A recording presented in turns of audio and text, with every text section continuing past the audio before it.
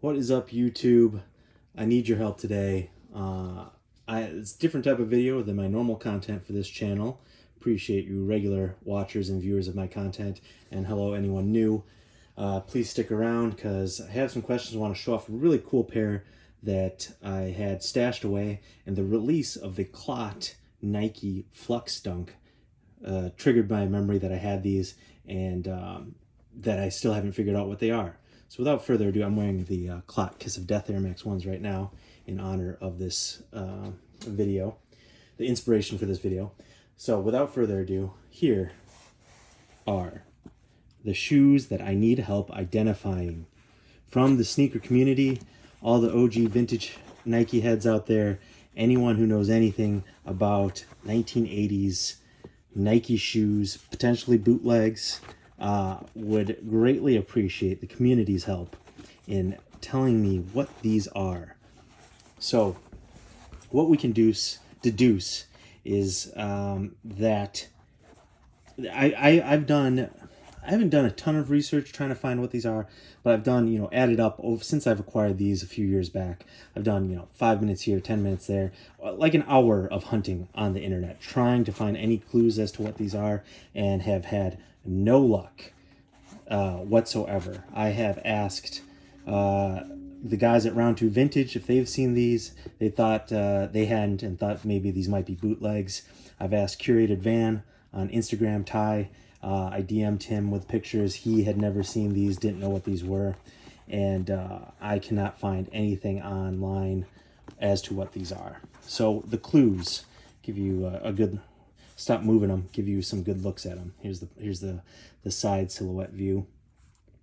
These are obviously look like a court shoe from the 1980s. Has a hard rubber sole. Here's the outsole. There's the grip pattern. Has the Nike trademark copyright symbols on both the swoosh and the Nike. Before we get into more details about the shoe, let's go with the most obvious thing. The code on the inside. Size 8.5, and that's an 83 1202 TY. I put that code in the Google machine, and I came up with another shoe that had been sold on eBay, or had been listed on eBay, Nike Court Classic, I think, and it had the same code. So this is from the 83s, manufactured 1983, and I think 1202 meaning December 2nd. TY, I think, indicates that this was a Korean factory that these were manufactured in. And so what we can gather is that they was manufactured in 83 in December in Korea, most likely, and then probably came out, early 84. Maybe these were in catalogs. Maybe people got these really early, in 83. But I'm guessing these came out in 84, even though they're manufactured in 83. So that's the first big clue about these. I didn't even say why the CLOT FLUX Dunk inspired these. Obviously, the signature part about these is the lenticular side paneling. That's why, kind of buried the lead there. That's why the FLUX Dunk inspired me digging these up and asking on my YouTube channel here what these are. The Nike FLUX Dunk is completely lenticular. Saw a pair in the wild today in the Union Air Jordan 2 raffle ticket pickup line. They look pretty dope. Nike has used lenticular material before. It's on like a swoosh blazer currently. Concepts did a dunk that wasn't really lenticular, I don't think, but it was very similar. And then CLOT and Edison Chen recently did their all silver lenticular dunk. I think the most famous lenticular item is the hat Marty McFly, Michael J. Fox wears in Back to the Future 2 when he's in the future. That hat is obviously very recognizable and very similar to this. That has a little more pinks and blues in it and yellows. This is more orange and orangish red, as you can see when I tilt it in the light. Back to the shoe though itself. You can see it has a canvas toe. Not many court shoes. So this is, I think, 8.5 women's, right? 8.5 women's court shoe, 1983. Badminton, tennis, what have you, squash, outdoor court shoe, seems like, or indoor, whatever. canvas toe. Not many shoes have this where it's a canvas toe, different material side panel. A lot of the court shoes either are all like leather, one piece, or they have a toe cap mud guard for dragging the toe on the hard court. This is very different for, I don't know what type of sport these might have been intended to be for, but yeah. So we've seen the outsole. Here's the midsole. It's all one piece. You have Nike branding there, Nike text branding with the trademark sign. Have canvas on the heel, canvas on the toe. You can clearly tell this is aged. It's spotted yellow. The glue here is yellowing. On the inside, you have a terry cloth towel material. It's spotted with some, you know, aging mold, who knows what. On the tongue, you have a canvas. Can you see that? Same material, canvas tongue with the Nike tag, copyright symbols on the swoosh and the Nike up there. I've got these at a thrift store in Culver City. It came with the stuffing in it. I don't know if that's original stuffing. Either way, they were in great condition. You can tell they're like have not been worn. Here's the stuffing. I don't know if anyone is any stuffing experts of the 80s shoes, but excellent condition. I see no heel drag on these. I don't think these were, maybe they were tried on once. You can see right there. Maybe that's just dirt from age and storage. They don't look really worn to me at all. Maybe tried on.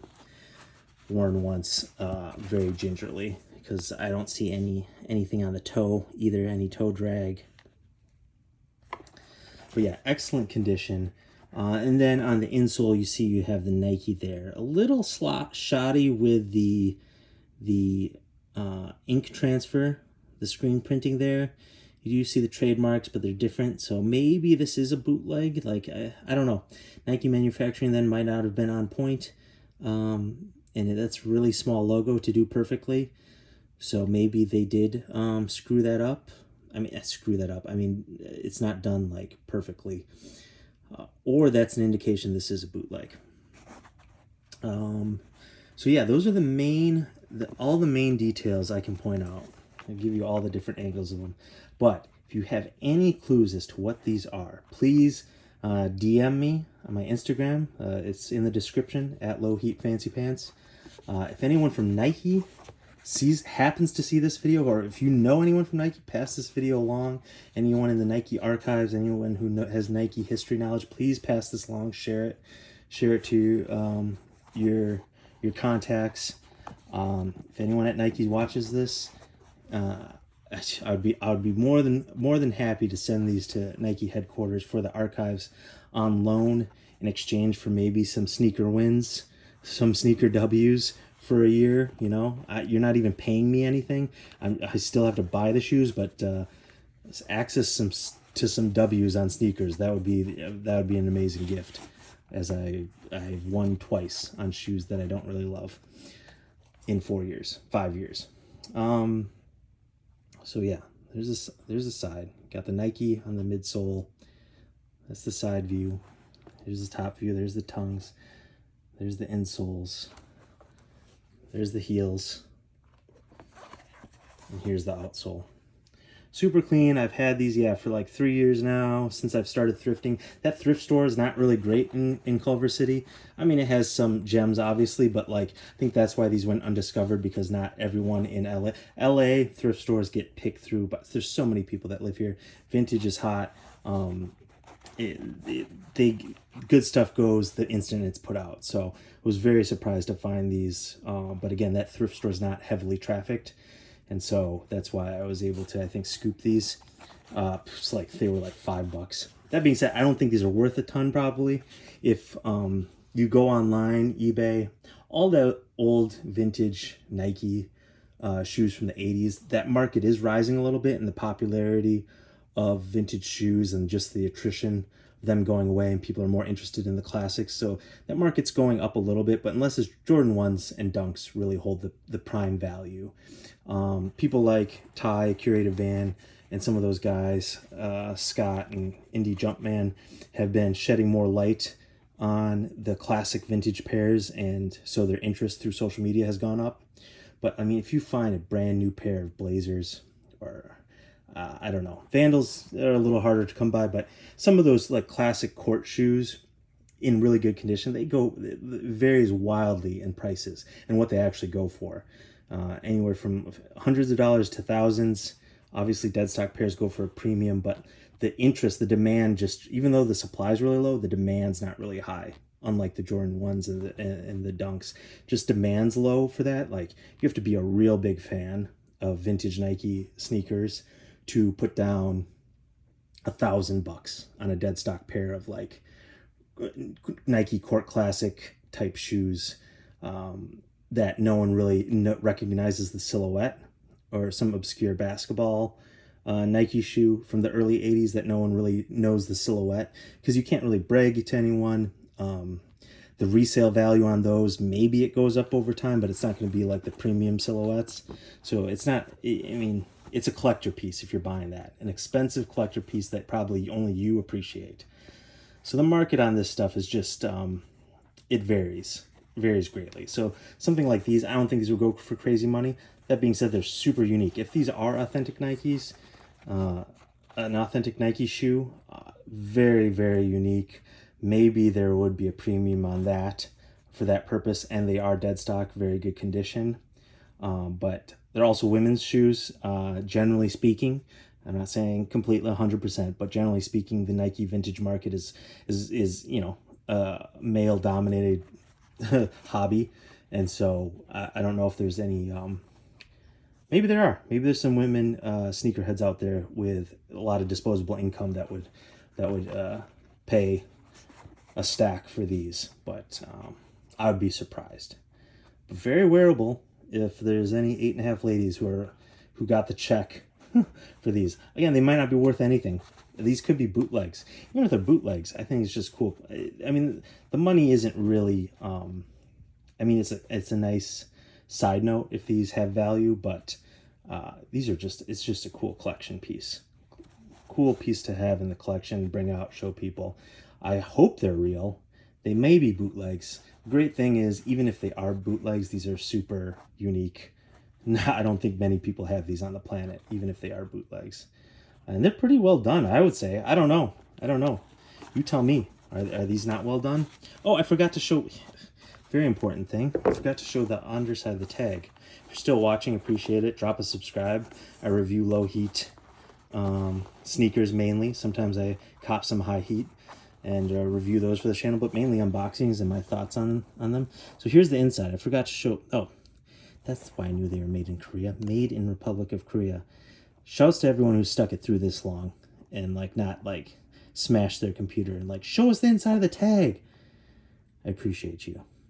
But it took me a minute. It took me 13 minutes, but I finally got around to it. So there you go. There's a good inside shot of the tag.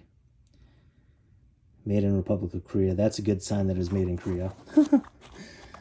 So anyone who knows the telltale signs of bootlegs versus authentic, let me know if there's anything else I should be checking, if I can give you a better look. Here's the good look at the stitching. Single stitch on the upper right there. By the ankle, double stitched right here along the canvas, toe and heel. No stitching through the middle, just the line where stitching usually goes, just glued on sole there. So there you go. Drop some comments. DM me if you have legit knowledge on these on my Instagram, or share them in the comments of YouTube too. Anyone from Nike, hit me up at my Instagram who watches this. Would love if you wanted this pair to maybe not donate it, but lend it indefinitely. That would be dope. So there you go. Thanks for watching. Drop a subscribe, drop a like, drop a comment. Let me know what you think about these. Please share this with anyone who has good historic Nike knowledge.